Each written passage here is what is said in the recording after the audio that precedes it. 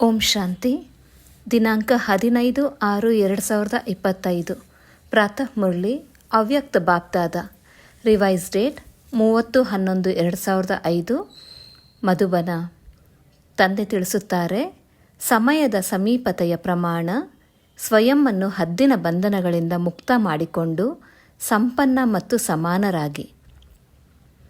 ಇಂದು 4 ಕಡೆಯ ಸಂಪನ್ನ ಸಮಾನ ಮಕ್ಕಳನ್ನು ನೋಡುತ್ತಿದ್ದೇವೆ. ಸಮಾನ ಮಕ್ಕಳೇ ತಂದೆಯ ಹೃದಯದಲ್ಲಿ ಸಮಾವೇಶವಾಗಿದ್ದಾರೆ. ಸಮಾನ ಮಕ್ಕಳ ವಿಶೇಷತೆ ಏನೆಂದರೆ ಅವರು ಸದಾ ನಿರ್ವಿಘ್ನ, ನಿರ್ವಿಕಲ್ಪ, ನಿರ್ಮಾಣ ಮತ್ತು ನಿರ್ಮಲವಾಗಿರುತ್ತಾರೆ. ಇಂತಹ ಆತ್ಮಗಳು ಸದಾ ಸ್ವತಂತ್ರರಾಗಿರುತ್ತಾರೆ. ಯಾವುದೇ ಪ್ರಕಾರದ ಹದ್ದಿನ ಬಂಧನದಲ್ಲಿ ಬಂಧಿತರಾಗುವುದಿಲ್ಲ. ಅಂದಾಗ ತಮ್ಮೊಂದಿಗೆ ತಾವು ಕೇಳಿಕೊಳ್ಳಿ, ಈ ರೀತಿಯ ಸ್ವತಂತ್ರ ಯಾವಾಗ ಬೇಕೋ ಆಗ ದೇಹದ ಆಧಾರವನ್ನು ತೆಗೆದುಕೊಳ್ಳುವುದು, ಯಾವಾಗ ಬೇಕೋ ದೇಹದಿಂದ ಭಿನ್ನ ಆಗಿ ಬಿಡುವುದು. ದೇಹದ ಆಕರ್ಷಣೆಯಲ್ಲಿ ಬರಬಾರದು. ಎರಡನೆಯ ಮಾತೇನೆಂದರೆ ಸ್ವತಂತ್ರ ಆತ್ಮನು ಯಾವುದೇ ಹಳೆಯ ಸ್ವಭಾವ ಮತ್ತು ಸಂಸ್ಕಾರದ ಬಂಧನದಲ್ಲಿಯೂ ಇರುವುದಿಲ್ಲ. ಹಳೆಯ ಸ್ವಭಾವ ಮತ್ತು ಸಂಸ್ಕಾರದಿಂದ ಮುಕ್ತರಾಗಿರುತ್ತಾರೆ. ಜೊತೆಗೆ ಯಾವುದೇ ದೇಹದಾರಿ ಆತ್ಮನ ಸಂಬಂಧ ಸಂಪರ್ಕದಲ್ಲಿ ಆಕರ್ಷಿತರಾಗುವುದಿಲ್ಲ. ಸಂಬಂಧ ಸಂಪರ್ಕದಲ್ಲಿ ಬರುತ್ತಾ ಭಿನ್ನ ಮತ್ತು ಪ್ರಿಯರಾಗಿರುತ್ತಾರೆ. ಅಂದಾಗ ತಮ್ಮನ್ನು ಪರಿಶೀಲನೆ ಮಾಡಿಕೊಳ್ಳಿ. ಯಾವುದೇ ಚಿಕ್ಕ ಕರ್ಮೇಂದ್ರಿಯವೂ ಸಹ ಬಂಧನದಲ್ಲಿ ಬಂಧಿಸುತ್ತಿಲ್ಲವೇ? ತಮ್ಮ ಸ್ವಮಾನವನ್ನು ನೆನಪು ಮಾಡಿಕೊಳ್ಳಿ. ಮಾಸ್ಟರ್ ಸರ್ವಶಕ್ತಿವಂತರು, ತ್ರಿಕಾಲದರ್ಶಿಗಳು, ತ್ರಿನೇತ್ರಿ, ಸ್ವದರ್ಶನ ಚಕ್ರಧಾರಿ. ಇದೇ ಸ್ವಮಾನದ ಆಧಾರದ ಮೇಲೆ ಸರ್ವಶಕ್ತಿವಂತನ ಮಕ್ಕಳನ್ನು ಯಾವುದೇ ಕರ್ಮೇಂದ್ರಿಯವೋ ಆಕರ್ಷಣೆ ಮಾಡಲು ಸಾಧ್ಯವೇ? ಏಕೆಂದರೆ ಸಮಯದ ಸಮೀಪತೆಯನ್ನು ನೋಡುತ್ತಾ ತಮ್ಮನ್ನು ನೋಡಿಕೊಳ್ಳಿ. ಸೆಕೆಂಡಿನಲ್ಲಿ ಸರ್ವ ಬಂಧನಗಳಿಂದ ಮುಕ್ತರಾಗಲು ಸಾಧ್ಯವೇ? ಯಾವುದೇ ಇಂತಹ ಬಂಧನವಂತೂ ಇಲ್ಲ ತಾನೆ? ಏಕೆಂದರೆ ಅಂತಿಮ ಪರೀಕ್ಷೆಯಲ್ಲಿ ನಂಬರ್ 1 ಆಗುವ ಪ್ರತ್ಯಕ್ಷ ಪ್ರಮಾಣವಾಗಿದೆ. ಮನಸ್ಸು ಬುದ್ಧಿಯನ್ನು ಸೆಕೆಂಡಿನಲ್ಲಿ ಹೇಗೆ ಎಲ್ಲಿ ತೊಡಗಿಸಲು ಬಯಸುವಿರೋ ಅಲ್ಲಿ ತೊಡಗಿಸಬೇಕು. ಏರುಪೇರಿನಲ್ಲಿ ಬರಬಾರದು. ಹೇಗೆ ಸ್ಥೂಲ ಶರೀರದ ಮೂಲಕ ಎಲ್ಲಿ ಹೋಗ ಬಯಸುವಿರೋ ಅಲ್ಲಿಗೆ ಹೋಗುತ್ತೀರಲ್ಲವೇ? ಹಾಗೆಯೇ ಬುದ್ಧಿಯ ಮೂಲಕ ಯಾವ ಸ್ಥಿತಿಯಲ್ಲಿ ಸ್ಥಿತರಾಗ ಬಯಸುವಿರೋ ಅದರಲ್ಲಿ ಸ್ಥಿತರಾಗಬಲ್ಲಿರಾ? ಹೇಗೆ ವಿಜ್ಞಾನದ ಮೂಲಕ ಲೈಟ್ ಹೌಸ್, ಮೈಟ್ ಹೌಸ್ ಇದೆ. ಸೆಕೆಂಡಿನಲ್ಲಿ ಸ್ವಿಚ್ ಆನ್ ಮಾಡುತ್ತಿದ್ದಂತೆಯೇ ಲೈಟ್ ಹೌಸ್ 4 ಕಡೆ ತನ್ನ ಲೈಟ್ ಮತ್ತು ಮೈಟನ್ನು ಕೊಡತೊಡಗುತ್ತದೆ.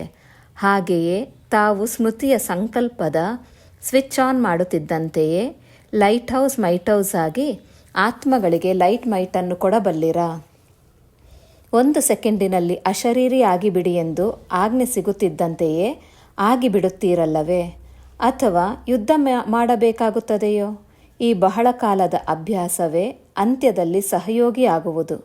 ಒಂದು ವೇಳೆ ಬಹಳ ಕಾಲದ ಅಭ್ಯಾಸವಿಲ್ಲವೆಂದರೆ ಆ ಸಮಯದಲ್ಲಿ ಅಶರೀರಿಯಾಗಲು ಪರಿಶ್ರಮ ಪಡಬೇಕಾಗುವುದು. ಆದ್ದರಿಂದ ಬಾಪ್ದಾದ ಇದೇ ಸೂಚನೆ ನೀಡುತ್ತಾರೆ. ಈ ಅಭ್ಯಾಸವನ್ನು ಇಡೀ ದಿನದಲ್ಲಿ ಕರ್ಮ ಮಾಡುತ್ತಲೂ ಅಭ್ಯಾಸ ಮಾಡಿ. ಇದಕ್ಕಾಗಿ ಮನಸ್ಸಿನ ನಿಯಂತ್ರಣ ಶಕ್ತಿಯ ಅವಶ್ಯಕತೆ ಇದೆ. ಒಂದು ವೇಳೆ ಮನಸ್ಸು ನಿಯಂತ್ರಣದಲ್ಲಿ ಬಂದು ಬಿಟ್ಟಿತೆಂದರೆ ಯಾವುದೇ ಕರ್ಮೇಂದ್ರಿಯವು ನಿಮ್ಮನ್ನು ವಶೀಭೂತ ಮಾಡಲು ಸಾಧ್ಯವಿಲ್ಲ. ಈಗ ಸರ್ವ ಆತ್ಮಗಳಿಗೆ ತಮ್ಮ ಮೂಲಕ ಶಕ್ತಿಯ ವರದಾನ ಬೇಕಾಗಿದೆ. ಆತ್ಮಗಳಿಗೆ ತಾವು ಮಾಸ್ಟರ್ ಸರ್ವಶಕ್ತಿವಂತ ಆತ್ಮಗಳ ಪ್ರತಿ ಇದೇ ಶುಭ ಇಚ್ಛೆ ಇದೆ. ಪರಿಶ್ರಮವಿಲ್ಲದೆ ವರದಾನದ ಮೂಲಕ, ದೃಷ್ಟಿಯ ಮೂಲಕ, ವೈಬ್ರೇಷನ್ ಮೂಲಕ ನಮ್ಮನ್ನು ಮುಕ್ತ ಮಾಡಿ ಎಂದು. ಈಗ ಪರಿಶ್ರಮಪಟ್ಟು ಎಲ್ಲರೂ ಸುಸ್ತಾಗಿ ಬಿಟ್ಟಿದ್ದಾರೆ. ತಾವಂತೂ ಪರಿಶ್ರಮದಿಂದ ಮುಕ್ತರಾಗಿ ಬಿಟ್ಟಿದ್ದೀರಲ್ಲವೇ? ಅಥವಾ ಈಗಲೂ ಪರಿಶ್ರಮ ಪಡಬೇಕಾಗುತ್ತದೆಯೇ? ಮೊದಲೇ ತಿಳಿಸಿದ್ದೆವು, ಪರಿಶ್ರಮದಿಂದ ಮುಕ್ತರಾಗುವ ಸಹಜ ಸಾಧನವಾಗಿದೆ ತಂದೆಯೊಂದಿಗೆ ಹೃದಯದಿಂದ ಅತಿ ಸ್ನೇಹಿ ಆಗಿಬಿಡುವುದು. ತಾವು ಬ್ರಾಹ್ಮಣ ಆತ್ಮಗಳ ಜನ್ಮದ ಪ್ರತಿಜ್ಞೆಯಾಗಿದೆ. ಈ ಪ್ರತಿಜ್ಞೆಯು ನೆನಪಿದೆಯೇ? ಯಾವಾಗ ತಂದೆಯು ತಮ್ಮವರನ್ನಾಗಿ ಮಾಡಿಕೊಂಡರೂ, ಬ್ರಾಹ್ಮಣ ಜೀವನವನ್ನು ಕೊಟ್ಟರೂ, ಅಂದಾಗ ಬ್ರಾಹ್ಮಣ ಜೀವನದ ತಮ್ಮೆಲ್ಲರ ಪ್ರತಿಜ್ಞೆ ಏನಾಗಿದೆ? ಒಬ್ಬ ತಂದೆಯ ವಿನಃ ಬೇರೆ ಯಾರೂ ಇಲ್ಲ. ಈ ಪ್ರತಿಜ್ಞೆಯು ನೆನಪಿದೆಯೇ? ತಲೆ ಅಲುಗಾಡಿಸಿ, ಕೈಯನ್ನು ಅಲುಗಾಡಿಸುತ್ತಿದ್ದಾರೆ. ಒಳ್ಳೆಯದು. ಪಕ್ಕಾ ನೆನಪಿದೆಯೇ? ಅಥವಾ ಕೆಲವೊಮ್ಮೆ ಮರೆತು ಹೋಗುತ್ತದೆಯೇ? ನೋಡಿ, 63 ಜನ್ಮಗಳು ಮರೆಯುವವರಾಗಿದ್ದೀರಿ. ಈಗ ಈ ಒಂದು ಜನ್ಮದಲ್ಲಿ ಸ್ಮೃತಿ ಸ್ವರೂಪರಾಗಿದ್ದೀರಿ ಅಂದಾಗ ತಂದೆಯು ಮಕ್ಕಳೊಂದಿಗೆ ಕೇಳುತ್ತಿದ್ದೇವೆ, ಬಾಲ್ಯದ ಪ್ರತಿಜ್ಞೆಯು ನೆನಪಿದೆಯೇ? ಎಷ್ಟು ಸಹಜ ಮಾಡಿಕೊಟ್ಟಿದ್ದೇವೆ. ಒಬ್ಬ ತಂದೆಯಲ್ಲಿ ಸಂಸಾರವಿದೆ, ಒಬ್ಬ ತಂದೆಯೊಂದಿಗೆ ಸರ್ವ ಸಂಬಂಧಗಳಿವೆ, ಒಬ್ಬ ತಂದೆಯಿಂದ ಸರ್ವ ಪ್ರಾಪ್ತಿಗಳಾಗಿವೆ. ಓದಿಸುವವರೂ ಒಬ್ಬರೇ ಆಗಿದ್ದಾರೆ ಮತ್ತು ಪಾಲನೆ ಮಾಡುವವರೂ ಅವರೇ ಆಗಿದ್ದಾರೆ. ಎಲ್ಲದರಲ್ಲಿಯೂ ಒಬ್ಬರೇ ಆಗಿದ್ದಾರೆ. ಭಲೆ ಈಶ್ವರಿಯ ಪರಿವಾರವೂ ಇದೆ, ಆದರೆ ಪರಿವಾರವು ಒಬ್ಬ ತಂದೆಯದಾಗಿದೆ. ಬೇರೆ ಬೇರೆ ತಂದೆಯ ಪರಿವಾರವಲ್ಲ, ಒಂದೇ ಪರಿವಾರವಾಗಿದೆ. ಪರಿವಾರದಲ್ಲಿಯೂ ಪರಸ್ಪರ ಒಬ್ಬರು ಇನ್ನೊಬ್ಬರಲ್ಲಿ ಆತ್ಮಿಕ ಸ್ನೇಹವಿದೆ. ಕೇವಲ ಸ್ನೇಹವಲ್ಲ, ಆತ್ಮಿಕ ಸ್ನೇಹ. ಇಂದು ಬಾಪ್ದಾದ ಜನ್ಮದ ಪ್ರತಿಜ್ಞೆಯನ್ನು ನೆನಪು ತರಿಸುತ್ತಿದ್ದೇವೆ. ಇನ್ನೇನು ಪ್ರತಿಜ್ಞೆ ಮಾಡಿದ್ದೀರಿ? ಎಲ್ಲರೂ ಬಹಳ ಉಮ್ಮಂಗ ಉತ್ಸಾಹದಿಂದ ತಂದೆಯ ಮುಂದೆ ಹೃದಯದಿಂದ ಹೇಳಿದಿರಿ, ಬಾಬಾ, ಇದೆಲ್ಲವೂ ತಮ್ಮದಾಗಿದೆ. ತನು, ಮನ, ಧನ ಎಲ್ಲವೂ ತಮ್ಮದಾಗಿದೆ ಅಂದಾಗ ನೀವು ಕೊಟ್ಟಿರುವ ವಸ್ತುವನ್ನು ತಂದೆಯು ಕೇವಲ ಸ್ವಲ್ಪ ಸಮಯಕ್ಕಾಗಿ ಕಾರ್ಯದಲ್ಲಿ ಉಪಯೋಗಿಸುವುದಕ್ಕಾಗಿ ಪುನಃ ನಿಮಗೆ ಕೊಟ್ಟಿದ್ದಾರೆ. ತಾವು ತಂದೆಗೆ ಕೊಟ್ಟು ಬಿಟ್ಟಿದ್ದೀರಿ. ಕೊಟ್ಟಿದ್ದೀರಲ್ಲವೇ? ಅಥವಾ ಸ್ವಲ್ಪ ಸ್ವಲ್ಪ ಹಿಂತೆಗೆದುಕೊಳ್ಳುತ್ತೀರಾ? ಹಿಂತೆಗೆದುಕೊಳ್ಳುತ್ತೀರಿ ಅರ್ಥಾತ್ ಅದನ್ನು ಮತ್ತೆ ತನ್ನದೆಂದು ಉಪಯೋಗಿಸುತ್ತೀರೆಂದರೆ ಅನ್ಯರು ಕೊಟ್ಟಿರುವ ವಸ್ತುವನ್ನು ತನ್ನದೆಂದು ತಿಳಿಯುವುದಾಗಿದೆ.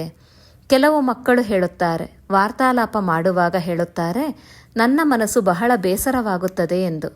ಆದರೆ ನನ್ನ ಮನಸ್ಸು ಎಂಬುದು ಎಲ್ಲಿಂದ ಬಂದಿತು? ಯಾವಾಗ ನನ್ನದೆಲ್ಲವನ್ನೂ ನಿನ್ನದು ಎಂದು ಅರ್ಪಣೆ ಮಾಡಿದಿರಿ ಅಂದ ಮೇಲೆ ಮತ್ತೆ ನನ್ನ ಮನಸ್ಸು ಎಂಬುದು ಎಲ್ಲಿಂದ ಬಂದಿತು? ತಾವೆಲ್ಲರೂ ಈಗ ಕವಡೆ ಇಲ್ಲದಿದ್ದರೂ ಚಕ್ರವರ್ತಿಗಳಾಗಿದ್ದೀರಿ. ಈಗ ತಮ್ಮದೇನೂ ಉಳಿದಿಲ್ಲ, ಕವಡೆಯಷ್ಟೂ ಉಳಿದಿಲ್ಲ, ಆದರೂ ಚಕ್ರವರ್ತಿಗಳಾಗಿ ಬಿಟ್ಟಿದ್ದೀರಿ. ಏಕೆ? ತಂದೆಯ ಖಜಾನೆಯು ತಮ್ಮ ಖಜಾನೆಯಾಯಿತು ಅಂದ ಮೇಲೆ ಚಕ್ರವರ್ತಿಗಳಾಗಿ ಬಿಟ್ಟಿದ್ದೀರಲ್ಲವೇ? ಪರಮಾತ್ಮನ ಖಜಾನೆಯು ಮಕ್ಕಳ ಖಜಾನೆಯಾಗಿದೆ. ಆದ್ದರಿಂದ ಬಾಪ್ದಾದ ಪ್ರತಿಜ್ಞೆಯನ್ನು ನೆನಪು ತರಿಸುತ್ತಿದ್ದೇವೆ. ನಿನ್ನದು ಎಂದು ಹೇಳಿದ ಮೇಲೆ ಮತ್ತು ನನ್ನದು ಎಂಬ ಶಬ್ದವನ್ನು ಉಪಯೋಗಿಸಬೇಡಿ. ಯಾವಾಗ ತಂದೆಯು ತಮ್ಮೆಲ್ಲರನ್ನೂ ಪರಮಾತ್ಮ ಖಜಾನೆಗಳಿಂದ ಸಂಪನ್ನ ಮಾಡಿಬಿಟ್ಟರು ಅಂದ ಮೇಲೆ ಜವಾಬ್ದಾರಿ ಎಲ್ಲವನ್ನೂ ತಂದೆಯು ತೆಗೆದುಕೊಂಡರು. ಯಾವ ಶಬ್ದಗಳಲ್ಲಿ? ಮಕ್ಕಳೇ, ನೀವು ನನ್ನನ್ನು ನೆನಪು ಮಾಡಿದ್ದೇ ಆದರೆ ಸರ್ವ ಪ್ರಾಪ್ತಿಗಳಿಗೆ ಅಧಿಕಾರಿಯಾಗಿ ಬಿಡುತ್ತೀರಿ. ಕೇವಲ ನೆನಪು ಮಾಡಿ ಮತ್ತು ತಾವು ಹೇಳಿದಿರಿ, ಬಾಬಾ, ತಾವು ನಮ್ಮವರು, ನಾವು ನಿಮ್ಮವರು. ಈ ಪ್ರತಿಜ್ಞೆ ಇದೆಯಲ್ಲವೇ? ಆದ್ದರಿಂದ ತಂದೆಯು ತಿಳಿಸುತ್ತಾರೆ, ಖಜಾನೆಗಳನ್ನು ಸದಾ ಸ್ವಯಂನ ಪ್ರತಿ ಮತ್ತು ಸರ್ವ ಆತ್ಮಗಳ ಪ್ರತಿ ಕಾರ್ಯದಲ್ಲಿ ತೊಡಗಿಸಿ. ಕಾರ್ಯದಲ್ಲಿ ಎಷ್ಟು ತೊಡಗಿಸುತ್ತೀರೋ ಅಷ್ಟೇ ಖಜಾನೆಯು ವೃದ್ಧಿಯಾಗುವುದು. ಸರ್ವಶಕ್ತಿಗಳ ಖಜಾನೆ, ಸರ್ವಶಕ್ತಿಗಳನ್ನು ಕಾರ್ಯದಲ್ಲಿ ತೊಡಗಿಸಿ. ಕೇವಲ ನಾನು ಸರ್ವಶಕ್ತಿವಂತನಾಗಿದ್ದೇನೆಂಬ ಜ್ಞಾನವನ್ನು ಬುದ್ಧಿಯಲ್ಲಿ ಇಟ್ಟುಕೊಳ್ಳಬೇಡಿ, ಆದರೆ ಸರ್ವಶಕ್ತಿಗಳನ್ನು ಸಮಯ ಪ್ರಮಾಣ ಕಾರ್ಯದಲ್ಲಿ ತೊಡಗಿಸಿ ಮತ್ತು ಸೇವೆಯಲ್ಲಿ ತೊಡಗಿಸಿ. ಬಾಪ್ ದಾದಾ ಮೆಜಾರಿಟಿ ಮಕ್ಕಳ ಚಾರ್ಟ್ನಲ್ಲಿ ನೋಡಿದೆವು. 2 ಶಕ್ತಿಗಳೂ ಒಂದು ವೇಳೆ ಸದಾ ನೆನಪಿದ್ದರೆ ಮತ್ತು ಸಮಯದಲ್ಲಿ ಕಾರ್ಯದಲ್ಲಿ ತೊಡಗಿಸಿದ್ದೇ ಆದರೆ ಸದಾ ನಿರ್ವಿಘ್ನರಾಗಿರುತ್ತೀರಿ. ತಮ್ಮ ಮುಂದೆ ವಿಘ್ನ ಬರಲು ಅದಕ್ಕೆ ಶಕ್ತಿಯೇ ಇರುವುದಿಲ್ಲ. ಇದು ತಂದೆಯ ಗ್ಯಾರಂಟಿಯಾಗಿದೆ. ಹಾಗೆ ನೋಡಿದರೆ ಸರ್ವಶಕ್ತಿಗಳೂ ಬೇಕು, ಆದರೆ ಮೆಜಾರಿಟಿ ನೋಡಿದಾಗ ಸಹನಾ ಶಕ್ತಿ ಮತ್ತು ರಿಯಲೈಸೇಷನ್ ಶಕ್ತಿ ಬೇಕಾಗಿದೆ. ರಿಯಲೈಸ್ ಮಾಡುತ್ತೀರಿ, ಆದರೆ ಅದನ್ನು ಪ್ರತ್ಯಕ್ಷ ಸ್ವರೂಪದಲ್ಲಿ ತರುವುದರಲ್ಲಿ ಗಮನ ಕಡಿಮೆ ಇದೆ. ಆದ್ದರಿಂದ ಕೇವಲ ಯಾವ ಸಮಯದಲ್ಲಿ ರಿಯಲೈಸ್ ಮಾಡುತ್ತೀರೋ ಆ ಸಮಯದಲ್ಲಿ ಚಲನೆ ಮತ್ತು ಚಹರೆಯು ಬದಲಾಗಿ ಬಿಡುತ್ತದೆ. ಹೌದು, ರಿಯಲೈಸ್ ಮಾಡಿಕೊಂಡೆವು ಎಂದು ಬಹಳ ಒಳ್ಳೆಯ ಉಮ್ಮಂಗ ಉತ್ಸಾಹದಲ್ಲಿ ಬರುತ್ತೀರಿ. ಆದರೆ ನಂತರ ಏನಾಗಿ ಬಿಡುತ್ತದೆ? ಎಲ್ಲರೂ ಅನುಭವಿಗಳಲ್ಲವೇ? ಹೇಳಿರಿ, ನಂತರ ಏನಾಗಿ ಬಿಡುತ್ತದೆ? ಆ ರಿಯಲೈಸೇಷನನ್ನು ಪ್ರತಿ ಸಮಯ ಸ್ವರೂಪದಲ್ಲಿ ತರುವುದರಲ್ಲಿ ಕೊರತೆಯಾಗಿ ಬಿಡುತ್ತದೆ.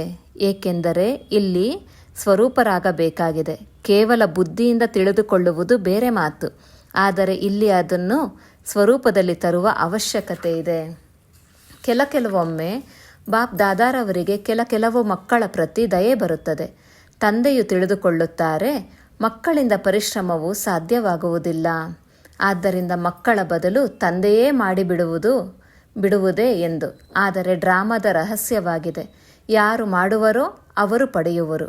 ಆದ್ದರಿಂದ ಬಾಪ್ ದಾದಾ ಸಹಯೋಗವನ್ನಂತೂ ಖಂಡಿತ ಕೊಡುತ್ತೇವೆ, ಆದರೆ ಮಾಡುವುದಂತೂ ನೀವು ಮಕ್ಕಳೇ ಮಾಡಬೇಕಾಗುತ್ತದೆ. ಬಾಪ್ ದಾದಾ ನೋಡಿದರು. ಮಕ್ಕಳು ಬಹಳ ಒಳ್ಳೊಳ್ಳೆಯ ಸಂಕಲ್ಪಗಳನ್ನು ಮಾಡುತ್ತೀರಿ. ಅಮೃತ ವೇಳೆ ಬಾಪ್ ದಾದಾರವರ ಬಳಿ ಬಹಳ ಒಳ್ಳೊಳ್ಳೆಯ ಸಂಕಲ್ಪಗಳು, ಬಹಳಷ್ಟು ಮಾಲೆಗಳು ತಲುಪುತ್ತವೆ. ಬಾಬಾ, ಇದನ್ನು ಮಾಡುತ್ತೇವೆ, ಇದನ್ನು ಮಾಡುತ್ತೇವೆ, ಇದನ್ನು ಮಾಡುತ್ತೇವೆ. ಇದನ್ನು ಕೇಳಿ ಬಾಪ್ ದಾದಾರವರಿಗೂ ಖುಷಿಯಾಗಿ ಬಿಡುತ್ತದೆ. ವಾ ಮಕ್ಕಳೇ ವಾ ಎಂದು. ಆದರೆ ಅದನ್ನು ಕಾರ್ಯದಲ್ಲಿ ತರುವುದರಲ್ಲಿ ಮಕ್ಕಳು ಏಕೆ ನಿರ್ಬಲರಾಗಿ ಬಿಡುತ್ತೀರಿ? ಇದಕ್ಕೆ ಕಾರಣವನ್ನು ನೋಡಲಾಯಿತು. ಬ್ರಾಹ್ಮಣ ಪರಿವಾರದಲ್ಲಿ ಸಂಘಟನೆಯ ವಾಯುಮಂಡಲವು ಕಾರಣವಾಗಿದೆ. ಕೆಲವೊಂದೆಡೆ ವಾಯುಮಂಡಲ ಬಲಹೀನವಾಗಿರುತ್ತದೆ. ಬಹಳ ಬೇಗನೆ ಅದರ ಪ್ರಭಾವವಾಗಿ ಬಿಡುತ್ತದೆ. ನಂತರ ಅವರ ಭಾಷೆಯು ಹೇಗಿರುತ್ತದೆ ಎಂಬುದನ್ನು ತಿಳಿಸುವುದೇ? ಅವರದು ಬಹಳ ಮಧುರ ಭಾಷೆ ಆಗಿರುತ್ತದೆ. ಇದಂತೂ ನಡೆದೇ ನಡೆಯುತ್ತದೆ, ಇದು ಆಗಿಯೇ ಆಗುತ್ತದೆ ಅಂದಾಗ ಇಂತಹ ಸಮಯದಲ್ಲಿ ಯಾವ ಸಂಕಲ್ಪ ಮಾಡಬೇಕು? ಇದು ನಡೆಯುತ್ತದೆ, ಇದು ಆಗುತ್ತದೆ ಎಂಬುದು ಹುಡುಗಾಟಿಕೆಯನ್ನು ತರುತ್ತದೆ. ಆದರೆ ಆ ಸಮಯದಲ್ಲಿ ಈ ಭಾಷೆಯನ್ನು ಪರಿವರ್ತನೆ ಮಾಡಿಕೊಳ್ಳಿ ಮತ್ತು ಕೇಳಿಕೊಳ್ಳಿ. ತಂದೆಯ ಆಜ್ಞೆ ಏನಾಗಿದೆ? ತಂದೆಗೆ ಯಾವುದು ಇಷ್ಟವಾಗುತ್ತದೆ? ತಂದೆಯು ಯಾವ ಮಾತನ್ನು ಇಷ್ಟಪಡುತ್ತಾರೆ? ತಂದೆಯು ಇದನ್ನು ಹೇಳಿದ್ದಾರೆಯೇ, ಮಾಡಿದ್ದಾರೆಯೇ? ಒಂದು ವೇಳೆ ತಂದೆಯ ನೆನಪು ಬಂದಿತೆಂದರೆ ಅಲ್ಲಿ ಹುಡುಗಾಟಿಕೆಯು ಸಮಾಪ್ತಿಯಾಗಿ ಉಮ್ಮಂಗ ಉತ್ಸಾಹವು ಬಂದು ಬಿಡುತ್ತದೆ. ಹುಡುಗಾಟಿಕೆಯು ಕೆಲವೊಂದು ಪ್ರಕಾರದಲ್ಲಿ ಬರುತ್ತದೆ. ತಾವು ಪರಸ್ಪರ ಕ್ಲಾಸ್ ಮಾಡಿ ಲಿಸ್ಟ್ ತೆಗೆಯಿರಿ. ಒಂದು ಸಾಧಾರಣ ಹುಡುಗಾಟಿಕೆಯಾಗಿದೆ, ಇನ್ನೊಂದು ರಾಯಲ್ ಹುಡುಗಾಟಿಕೆಯಾಗಿದೆ ಅಂದಾಗ ಹುಡುಗಾಟಿಕೆಯು ದೃಢತೆಯನ್ನು ತರುವುದಿಲ್ಲ ಮತ್ತು ದೃಢತೆಯೇ ಸಫಲತೆಯ ಸಾಧನವಾಗಿದೆ. ಆದ್ದರಿಂದ ಕೇವಲ ಸಂಕಲ್ಪದವರೆಗೆ ಮಾತ್ರ ಉಳಿಯುತ್ತದೆ, ಅದು ಸ್ವರೂಪದಲ್ಲಿ ಬರುವುದಿಲ್ಲ. ಅಂದಾಗ ಇಂದು ಏನು ಕೇಳಿದಿರಿ? ಪ್ರತಿಜ್ಞೆಯನ್ನು ನೆನಪು ತರಿಸಿದ್ದೇವಲ್ಲವೇ? ಇಷ್ಟು ಒಳ್ಳೊಳ್ಳೆಯ ಪ್ರತಿಜ್ಞೆಗಳನ್ನು ಮಾಡುತ್ತೀರಿ. ಬಾಪ್ ದಾದಾ ಈ ಪ್ರತಿಜ್ಞೆಗಳನ್ನು ಕೇಳುತ್ತಿದ್ದಂತೆಯೇ ಬಹಳ ಖುಷಿಯಾಗಿ ಬಿಡುತ್ತಾರೆ. ಆದರೆ ಎಷ್ಟು ಪ್ರತಿಜ್ಞೆ ಮಾಡುತ್ತೀರೋ ಅಷ್ಟು ಅದರ ಲಾಭವನ್ನು ತೆಗೆದುಕೊಳ್ಳುತ್ತಿಲ್ಲ. ಆದ್ದರಿಂದ ಬಾಪ್ ದಾದಾ ಇದನ್ನೇ ಬಯಸುತ್ತೇವೆ. ತಂದೆಯು ನಮ್ಮಿಂದ ಏನನ್ನು ಬಯಸುತ್ತಾರೆ ಎಂದು ಕೇಳುತ್ತೀರಲ್ಲವೇ? ಅಂದಾಗ ಬಾಪ್ ದಾದಾ ಇದನ್ನೇ ಬಯಸುತ್ತೇವೆ. ಸಮಯಕ್ಕೆ ಮೊದಲೇ ಎಲ್ಲರೂ ಎವರ್ ರೆಡಿಯಾಗಿ ಬಿಡಿ. ಸಮಯವು ತಮಗೆ ಮಾಸ್ಟರ್ ಆಗದಿರಲಿ, ಸಮಯಕ್ಕೆ ತಾವು ಮಾಸ್ಟರ್ ಆಗಿದ್ದೀರಿ. ಆದ್ದರಿಂದ ಬಾಪ್ ದಾದಾ ಇದನ್ನೇ ಬಯಸುತ್ತೇವೆ. ಸಮಯಕ್ಕೆ ಮೊದಲೇ ಸಂಪನ್ನರಾಗಿ ವಿಶ್ವದ ಸ್ಟೇಜಿನ ಮೇಲೆ ತಂದೆಯ ಜೊತೆಯಲ್ಲಿ ತಾವು ಮಕ್ಕಳೂ ಸಹ ಪ್ರತ್ಯಕ್ಷವಾಗಬೇಕು. ಒಳ್ಳೆಯದು. ಯಾರೆಲ್ಲ ಹೊಸ ಹೊಸ ಮಕ್ಕಳು ಮಿಲನ ಮಾಡಲು ಬಂದಿದ್ದೀರಿ ಅವರು ಕೈಯೆತ್ತಿ, ಉದ್ದವಾಗಿ ಕೈಯೆತ್ತಿರಿ. ಒಳ್ಳೆಯದು. ಬಾಪ್ ದಾದಾರವರಿಗೆ ಹೊಸ ಹೊಸ ಮಕ್ಕಳನ್ನು ನೋಡಿ ಖುಷಿಯಾಗುತ್ತದೆ. ಭಾಗ್ಯವಂತ ಮಕ್ಕಳು ತಮ್ಮ ಭಾಗ್ಯವನ್ನು ಪಡೆಯಲು ಬಂದು ತಲುಪಿದ್ದೀರಿ. ಆದ್ದರಿಂದ ಶುಭಾಶಯಗಳು, ಶುಭಾಶಯಗಳು. ಈಗ ಯಾರೆಲ್ಲ ಹೊಸ ಮಕ್ಕಳು ಬಂದಿದ್ದೀರೋ ಅವರಲ್ಲಿ ಯಾರು ಕಮಾಲ್ ಮಾಡಿ ತೋರಿಸುತ್ತೀರೆಂದು ನೋಡೋಣ. ಬಲೆ ತಡವಾಗಿ ಬಂದಿದ್ದೀರಿ, ಆದರೆ ಎಲ್ಲರಿಗಿಂತ ಮೊದಲು ಹೋಗಿ ತೋರಿಸಿ. ಬಾಪ್ ದಾದಾರವರ ಬಳಿ ಎಲ್ಲರ ಫಲಿತಾಂಶವೂ ತಲುಪುತ್ತದೆ. ಒಳ್ಳೆಯದು. ಡಬಲ್ ವಿದೇಶಿಯವರೊಂದಿಗೆ. ಡಬಲ್ ವಿದೇಶಿಯರು ಸ್ವಯಂನ ಮೇಲೆ ಹಾಗೂ ಸೇವೆಯ ಮೇಲೆ ಬಹಳ ಚೆನ್ನಾಗಿ ಗಮನ ಕೊಡುತ್ತಿದ್ದೀರಿ. ಆದರೆ ಕೇವಲ ಇದರಲ್ಲಿ ಒಂದು ಅಕ್ಷರವನ್ನು ಸೇರಿಸಬೇಕಾಗಿದೆ, ಅಂಡರ್ಲೈನ್ ಮಾಡಿಕೊಳ್ಳಬೇಕಾಗಿದೆ. ಯಾವ ಪರಿವರ್ತನೆಯ ಸಂಕಲ್ಪ ಮಾಡುತ್ತೀರಿ ಮತ್ತು ಒಳ್ಳೆಯ ಉಮ್ಮಂಗ ಉತ್ಸಾಹವನ್ನು ಸಾಹಸದಿಂದ ತೆಗೆದುಕೊಳ್ಳುತ್ತೀರಿ. ಇದಕ್ಕೆ ಈಗ ಕೇವಲ ಅಂಡರ್ಲೈನ್ ಮಾಡಿಕೊಳ್ಳುತ್ತಾ ಹೋಗಬೇಕಾಗಿದೆ. ಮಾಡಲೇಬೇಕಾಗಿದೆ. ಪರಿವರ್ತನೆ ಆಗಲೇಬೇಕಾಗಿದೆ. ನಾವು ಪರಿವರ್ತನೆಯಾಗಿ ವಿಶ್ವವನ್ನು ಪರಿವರ್ತನೆ ಮಾಡಬೇಕಾಗಿದೆ. ಪದೇ ಪದೇ ಈ ದೃಢತೆಯ ಅಂಡರ್ಲೈನ್ ಮಾಡಿಕೊಳ್ಳುತ್ತಾ ಹೋಗಿರಿ. ಬಾಕಿ ಬಾಪ್ ದಾದಾರವರಿಗೆ ಖುಷಿಯಾಗಿದೆ. ವೃದ್ಧಿಯನ್ನೂ ಮಾಡುತ್ತಿದ್ದೀರಿ ಮತ್ತು ಸೇವೆ ಹಾಗೂ ಸ್ವಯಂನ ಮೇಲೆ ಗಮನವೂ ಇದೆ. ಆದರೆ ಟೆನ್ಷನ್ ಪೂರ್ಣವಾಗಿ ಹೋಗಿಲ್ಲ. ಅಟೆನ್ಷನ್ ಇದೆ, ಆದರೆ ಮಧ್ಯದಲ್ಲಿ ಸ್ವಲ್ಪ ಟೆನ್ಷನ್ ಕೂಡ ಇದೆ. ಅದನ್ನು ಸಮಾಪ್ತಿ ಮಾಡಲೇಬೇಕಾಗಿದೆ. ಉಳಿದಂತೆ ಸಾಹಸವು ಬಹಳ ಚೆನ್ನಾಗಿದೆ. ಸಾಹಸಕ್ಕೆ ಶುಭಾಶಯಗಳು.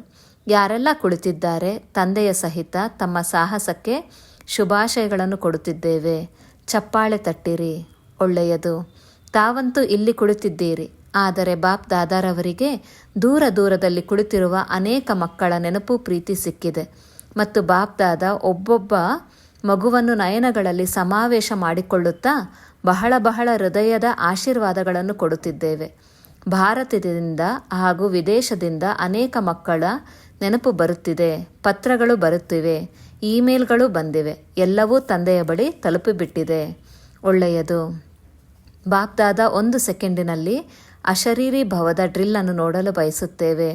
ಒಂದು ವೇಳೆ ಅಂತಿಮದಲ್ಲಿ ಉತ್ತೀರ್ಣರಾಗಬೇಕೆಂದರೆ ಈ ಡ್ರಿಲ್ ಬಹಳ ಅವಶ್ಯವಾಗಿದೆ.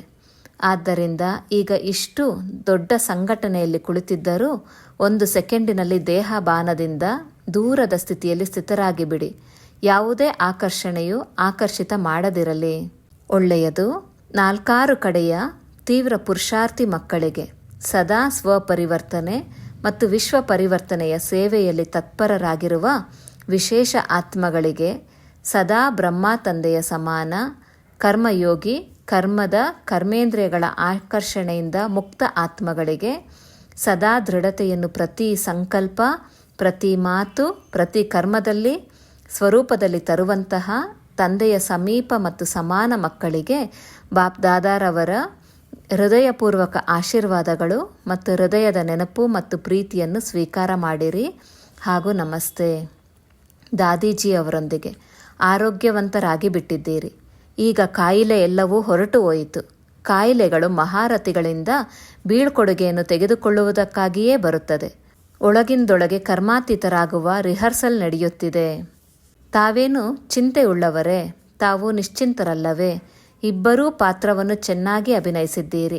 ನೋಡಿ, ಎಲ್ಲದಕ್ಕಿಂತ ದೊಡ್ಡ ಜವಾಬ್ದಾರಿಯ ಕಿರೀಟವನ್ನು ಧರಿಸಲು ನಿಮಿತ್ತರಾದಿರಲ್ಲವೇ? ಇವರೆಲ್ಲರೂ ಜೊತೆಗಾರರಾಗಿದ್ದಾರೆ. ತಮ್ಮೆಲ್ಲರನ್ನು ನೋಡಿ ಉಮ್ಮಂಗ ಉತ್ಸಾಹ ಬರುತ್ತದೆಯಲ್ಲವೇ? ಈಗ ಯಾವ ನವೀನತೆಯನ್ನು ತರಬೇಕು ಎಂಬುದಕ್ಕೆ ಪ್ರೇರಣೆ ಕೊಡಿ. ಬಾಪ್ದಾದ ತಿಳಿಸಿದೆವು, ಪ್ರತಿ ವರ್ಗದಿಂದ ಇಂತಹ ಹೂಗುಚ್ಛವನ್ನು ತಯಾರು ಮಾಡಿ ಅವರು ಮೈಕ್ ಆಗಿರಲಿ ಮತ್ತು ಮೈಟ್ ಕೂಡ ಆಗಿರಲಿ. ಕೇವಲ ಮೈಕ್ ಮತ್ತು ಸಂಪರ್ಕದಲ್ಲಿ ಬರುವವರಲ್ಲ, ಸಂಬಂಧದಲ್ಲಿಯೂ ಸಮೀಪ ಬರುವಂತಾಗಲಿ. ಇಂತಹ ಹೂಗುಚ್ಛವನ್ನು ತಯಾರು ಮಾಡಿ ನಂತರ ಆ ಗ್ರೂಪ್ ಸೇವೆ ಮಾಡಲು ನಿಮಿತ್ತನಾಗುವುದು. ಅವರು ಮೈಕ್ ಆಗುವರು ಮತ್ತು ತಾವು ಮೈಟ್ ಆಗುವಿರಿ. ಅವರ ಅಂತರಾಳದಿಂದ ಬಾಬಾ ಶಬ್ದವು ಹೊರಡಲಿ, ಆಗ ಪ್ರಭಾವವಾಗುವುದು. ಅವರನ್ನು ಸಮೀಪ ಸಂಬಂಧದಲ್ಲಿ ತನ್ನಿ.